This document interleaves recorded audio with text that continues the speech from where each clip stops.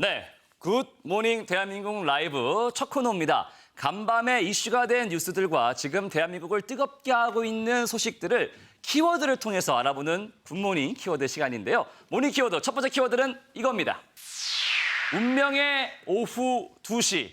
자, 어제 오후 2시 당사자인 이재명 경기도지사는 얼마나 가슴을 졸였을까요? 아시는 것처럼 이재명 경기도지사의 운명이 결정됐습니다.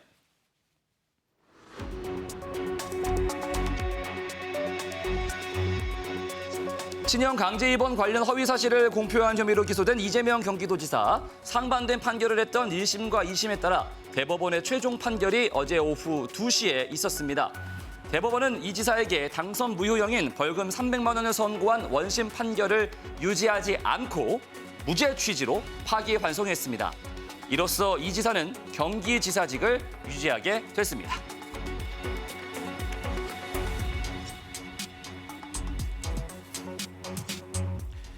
자, 모닝 키워드 오늘은 손소 변호사와 이야기 나눠보겠습니다. 변호사님 어서 오십시오. 네. 안녕하세요. 예. 이재명 지사가 1심에서 무죄 선고를 받은 게 작년 5월 16일, 그리고 2심에서 일부 유죄가 나온 게 9월 6일이더라고요. 이제 1년 넘게 이 재판 걸렸는데 결국 대법원 최종심까지 나왔습니다. 근데 생중계가 됐어요, 어제 그러니까요. 오후에. 예. 이 판결이 생중계된 게 박근혜 전 대통령 탄핵 이후 두 번째잖아요. 그렇습니다. 굉장히 많은 분들이 어제 판결 선고 과정을 직접 지켜봤는데요. 어제 재판을 간단히 요약하면 이렇습니다. 검사가 문제를 제기한 게 총 4가지였는데요. 그중에 이제 2가지로 좀 요약을 해보아서 말씀을 드릴게요. 네. 우선 첫 번째는요. 이재명 지사가 성남시장으로 있을 때 이제 본인의 친형을 강제로 정신병원에 입원하도록 했다. 이게 직권남용 권리행사 방해죄다라는 부분으로 기소가 됐는데 이 부분은 1심에서도 무죄였고요. 2심에서도 검사 항소가 기각되면서 무죄 판결이 유지됐습니다. 네. 그리고 검사가 불복해서 대법원까지 갔습니다만 이번에도 검사의 상고가 기각됐어요. 따라서 1, 2, 3심 모두 이 부분은 무죄라는 이 판단이 부분 나왔고 어제로서 이 부분은 분리 확정됐습니다. 네. 그럼 논란의 부분은 이거죠. 2018년 선거 때 TV 토론회가 열렸는데요. 그때 친형을 강제 입원시키려고 한 적이 있냐라는 질문에 대해서 그런 적 없다라고 말을 한 부분. 이게 공직선거법상의 허위사실 공표죄라는 부분으로 이제 기소가 됐는데 1심에서는 무죄였습니다. 그런데 2심에서 유죄 판결이 선고됐고요. 이번에 대법원에서 잘못됐다. 처벌할 수 없다라는 취지로 원심 판결을 파기환송했는데요. 사실상 무죄 판결이 확정될 것으로 보이거든요. 어제 재판의 핵심은 이 2가지로 볼 수 있을 것 같습니다. 그러니까 결국 어제 대법원 판결은 이 엇갈린 판단을 한 허위 사실 공표에 대한 결론이었던 거죠. 그럼 만약 어제 대법원이 2심에 손을 들어줬다면 뭐 이재명 경기도지사는 이 지사직을 잃게 되는 거였죠. 그렇습니다. 허위사실 공표죄 그 부분 유죄, 무죄도 중요합니다만 형량도 중요합니다. 네. 근데 공직선거법 위반으로 벌금 300만 원형이 선고됐었고 2심에서 어제 그 부분이 확정됐다면 이거는 당선 무효 사유가 돼요. 따라서 경기지사직을 더 이상 수행할 수 없는 것은 당연하고 또한 선거 비용을 보전받았는데 그 부분도 이제 반환해야 됩니다. 그런데 굉장히 경기도지사 선거를 통해서 보전받은 금액이 굉장히 커요. 네. 약 40억 원에 달하거든요. 네, 그 부분 경제적인 부분에 있어서도 상당히 큰 위기에 처할 뻔했는데 어제 대법원 판결에 의해서 이재명 지사가 그 위험을 벗어났다고 볼 수 있겠죠. 어제 오후에 이제 대법원에서 이루어진 생중계 네. 저도 보면서 여러 가지를 생각하게 됐습니다. 특히 이 법은 아무나 하는 게 아니구나. 그렇죠. 예, 손 변호사님 다시 한번 또 존경하게 되고 오늘 또 72주년 재헌절 아니겠습니까? 그렇죠. 예, 1심과 2심의 판단이 달랐기 때문에 결국은 이제 최종심까지 가게 된 건데 그 허위사실 공표와 관련해서 어떤 판단의 차이가 있었습니까? 우선 어제의 그 다수 의견은요. 정치적인 표현의 자유 그리고 선거운동의 자유는 최대한 보장되어야 한다고 시작했습니다. 그러면서 어제 문제가 됐던 게 결국 방송토론에서의 발언이거든요. 네. 따라서 방송토론의 특수성을 이야기했어요. 좀 이제 시간에 쫓긴다. 그리고 발언 내용도 핵심적인 부분에 대해서 할 수밖에 없는 것이고 또 상대방이 질문한 것에 대해서 나름의 판단을 해서 해석한 다음에 거기에 대한 대답을 내놓을 수밖에 없다는 점을 강조했는데요. 따라서 이 방송 토론에서 주고받은 이야기들을 사후적으로 하나하나 다 떼서 네. 분석을 하는 것은 옳지 않다는 겁니다. 즉 당시의 상황도 있고 또 맥락이 고려되어야 하는데 그런 측면에서 2심 유죄 판결이 됐다고 본 거예요. 즉 적극적으로 의도적으로 왜곡을 한 것이 아니라 상대방의 질문에 대해서 나름의 해석을 해서 소극적으로 답을 내놓은 것인데 이거를 적극적인 왜곡으로 해석해서 유죄 판결한 것은 잘못됐다는 취지로 볼 수 있겠죠. 그러면 근데 2심은 어떻게 그런 대답을 허위 사실 공표로 이렇게 본 걸까요? 이번에 대법관들의 의견이요 7대 5로 갈렸거든요. 네. 7대 5. 네. 그래서 5명의 반대 의견이 조금 전에 지적하신 그 부분을 언급하고 있습니다. 그러면서 이 공표라는 개념을 허위 사실의 공표라는 개념을 이렇게 나누어서 보면 안 된다는 거예요. 그래서 토론회에서의 발언이라 할지라도 공표는 공표지 어떤 공표는 되고 어떤 공표는 안 되는 건 아니지 않느냐라는 취지의 반대 의견을 냈고요. 새겨들을 부분은 분명히 있는 것 같습니다. 하지만 대법원 다수 의견은 이제 토론회에서의 발언을 좀 나누어서 판단하게 된 것이죠. 예.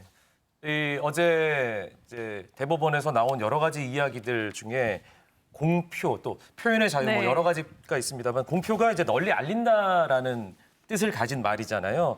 일단 이 지사가 토론회에서 발언을 한 것이 널리 알린 행위는 아니다라는 게 이제 최종적인 다수의 판단이었던 거죠.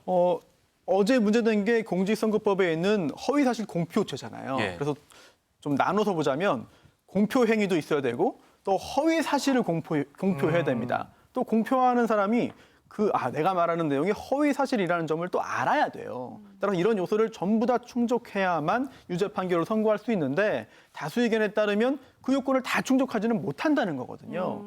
따라서 어제 판결에 대해서 또 대법원이 발표한 그 자료가 있는데요. 거기에 따르면 토론 과정 중에서 한 발언을 이유로 허위사실 공표죄로 처벌하는 것에는 신중을 기하여야 한다라는 그런 말도 했습니다. 그러면서 구체적이고 분명한 기준을 이번 판결을 통해서 제시했다고 이제 자평했는데요. 7대 5로 의견이 나뉘었습니다만 양쪽의 의견 다 일리가 있고요. 그럼에도 7명의 대법관이 선택한 다수 의견이 결국은 법원의 판단이 되겠죠. 네, 저도 어제 좀 판결을 봤는데 토론회라는 건 표현의 명확성에 한계가 있다는 걸 인정하고 이 표현의 자유를 넓게 보장하는 것이 중요하다라고 했던 게 되게 인상적이더라고요. 그러니까 굉장히. 토론회 이렇게 공직선거에 나서는 후보자들이 토론회에서 어떤 태도를 취해야 되는지 어떻게 발언에 좀 조심해야 되는지 한 번 더 생각하게 만드는 계기가 되지 않았나 싶습니다. 그렇습니다. 토론회에서 어떤 말이든 해도 된다. 토론회에서는 거짓말 해도 된다. 이 의미는 절대 아니에요. 네. 다만 정확한 말을 해야 됩니다만 토론회의 특성을 감안해서 판단해야 한다는 취지로 이해하면 되겠습니다. 예, 알겠습니다. 이재명 지사가 경기지사직을 유지하게 됐는데 이게 왜 관심이 있었냐면 사실은 성남시장, 경기지사 또 네. 다음 행보가 어떻게 될 것이냐 하는 부분이었거든요. 앞으로 지켜보도록 하겠습니다. 네. 모닝 키워드 첫 번째는 여기까지고요. 김성근 아나운서 두 번째 키워드는요? 네, 모닝 키워드 두 번째 키워드는 바로 이겁니다. 동상이몽. 충청북도에 가면 청남대라는 관광지가 있습니다. 예전에 대통령들이 이제 별장으로 쓰던 곳인데요. 그곳에 세워진 2명의 전직 대통령 동상을 놓고 논란이 커지고 있습니다. 지난 5월 충청북도에선 전두환, 노태우 두 전직 대통령의 동상 철거를 결정했습니다. 두 전직 대통령 모두 대법원에서 금고 이상의 형을 받아 전직 대통령 예우에 관한 법률에 위반될 소지가 있다는 이유에서였습니다. 무엇보다 올해가 5.18 민주화운동 40주년이라는 것이 큰 영향을 미쳤다고 볼 수 있는데요. 전직 대통령의 동상을 철거해야 하느냐를 놓고 찬반 입장이 격렬하게 맞서고 있습니다. 여러분의 생각은 어떠신가요? 청남대의 전두환, 노태우 두 명의 전직 대통령 동상 철거는 이미 결정됐는데 아직까지 이제 실행이 안 된 걸로 봐서는 찬반 양론이 팽팽한가 봐요. 그렇습니다. 이제 군사 반란자, 특히 유죄 판결을 받았던 사람들인데 이런 동상 설치와 유지는 너무 과도한 예우다라는 주장이 있고요. 또 그렇게만 볼 것은 아니다. 이게 단순히 이제 관광 자원으로 쓸 수 있는 것인데 이렇게 민감하게 구는 게 이해가 안 된다라는 주장이 팽팽하게 맞서고 있습니다. 네. 제가 알기로는 동상은 2015년에 세워진 걸로 알고 있는데 지금 또 이렇게 논란이 크게 되는 거는 아무래도 올해가 5.18 광주 민주화운동 40주년이기 때문이겠죠. 그렇습니다. 이미 충북도는요. 회의를 열어서 만장일치로 철거를 결정한 상태입니다. 그런데 이 철거 결정하는 과정을 좀 살펴봐야 될 것 같습니다. 좀 도정 자문단, 또 지역에 있는 시민사회단체들과 회의를 다 열긴 했어요. 그런데 그때 그 계기가 충북 5.18 민중항쟁기념행사위원회가 충북지사를 만나서 동상 철거를 요구했거든요. 네. 그리고 그런 요구를 받아들일지 여부를 굉장히 여러 단체와 여러 사람들과 함께 논의를 하고 회의를 열어서 철거를 결정한 겁니다. 그런데 여기서 또 법률이 하나 문제됩니다. 이렇게 철거를 요구하는 측에서 내세운 법적인 근거가요. 전직 대통령 예우에 관한 법률인데 이 법률에 따르면은 전직 대통령을 어떻게 예우한다. 또 그러한 예우를 할 수 없는 경우는 이러한 경우이다. 그렇다 하더라도 어디까지는 지원해준다 등의 굉장히 자세한 내용들이 있습니다. 예. 그런데 동상에 대해서는 없어요. 동상을 건립할 때 또 철거할 때 어떻게 할 것인가 이 부분은 없기 때문에 논란이 되고 있습니다. 네. 없었군요. 그럼 철거 결정은 결국 어떤 식으로 이루어지게 된 건가요? 좀 전에 말씀드린 그 법률에는 없습니다만 예. 충북도의회가 그 조례를 이제 통과시켰습니다. 전직 대통령 기념사업의 범위 및 대상을 정하는 조례인데요. 근데 이 조례에는 사실 어찌 보면은 소급 적용이라는 그런 해석도 일부 가능하거든요. 따라서 철거 결정을 미리 내려놓고 명분을 만들기 위해서 뒤늦게 조례를 만든 거 아니냐라는 비판도 나오고 있습니다. 예. 사실 동상과 관련된 문제는 뭐 박정희 전 대통령의 동상, 또 인천 자유공원에 있는 메가더 장군 동상 네. 계속해서 논란이 되고 있는데 이게 어떻게 처리가 될지 좀 지켜보기로 하고요. 마지막 모닝 키워드 어떤 건지 김성은 아나운서. 자, 마지막 모닝 키워드는 이겁니다. 무려 47일 만에 문을 연 곳이 있죠. 21대 국회입니다. 어제 개원을 했는데요. 1987년 개헌 이후 역대 최장 지각 개원이란 신기록을 세웠습니다. 참 오래 걸렸습니다. 임기를 시작한 지 무려 47일 만에 국회가 문을 열고 공식적인 의정 활동을 시작했습니다. 더불어민주당과 미래통합당은 국회 개원이 늦어진 이유를 서로의 탓으로 돌리고 있는데요. 21대 국회가 늦게 시작한 만큼 국회에서 치열하게 토론하고 상의해서 국민에게 도움이 되는 국회의 모습을 기대해 봅니다. 늦게 출발한 만큼 더 열심히 일했으면 합니다. 지각 개원 이유가 있는 거죠, 손 변호사님? 그렇습니다. 총선 선거를 통해서 이제 국회의원들은 다 결정이 됐습니다. 하지만 원 구성을 해야 국회가 본격적인 일을 이제 시작할 수 있는데 그 과정에서 여야 간의 합의가 이루어지지 않았어요. 특히 상임위원장을 어느 당이 맡을 것인가를 놓고 좀 갈등이 있었고 또 그 원인 중에 하나는 바로 이제 법제사법위원회 위원장, 법사위원장이죠. 네. 법사위원장이 현행 법상 그리고 관행상 굉장히 강력한 좀 권한을 가지고 있기 때문에 그 양 당이 굉장히 큰 갈등을 벌였고요. 이러한 이야기를 하다 보니까 결국은 시간이 많이 지연되고 말았습니다. 네, 그렇게 지연된 만큼 지금 처리해야 할 일들이 산적해 있잖아요. 좀 급한 게 어떤 게 대표적으로 있을까요?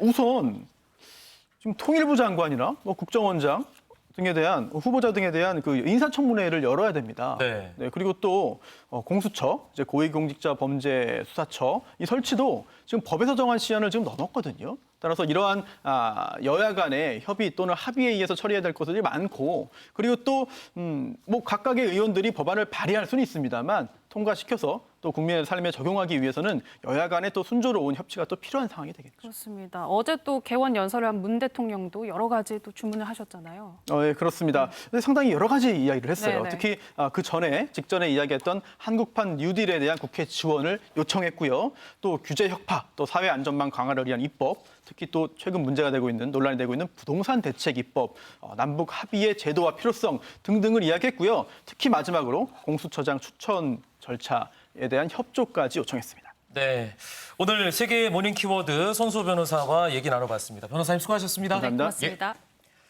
김성은 아나운서가 오늘의 띵곡을 발표해 주셔야죠. 네, 아무래도 이 이재명 경기도지사의 무죄 판결이 어제 오늘 가장 핫한 뉴스가 아닌가 싶은데요. 그래서 들려드립니다. 오늘의 띵곡! 나는 행복합니다. 나는 행복합니다. 나는 어떤 정치인 한 개인이 아니라 우리 국민 모두가 행복했으면 하는 바람을 담은 오늘의 띵곡이었습니다. 지나면 여름이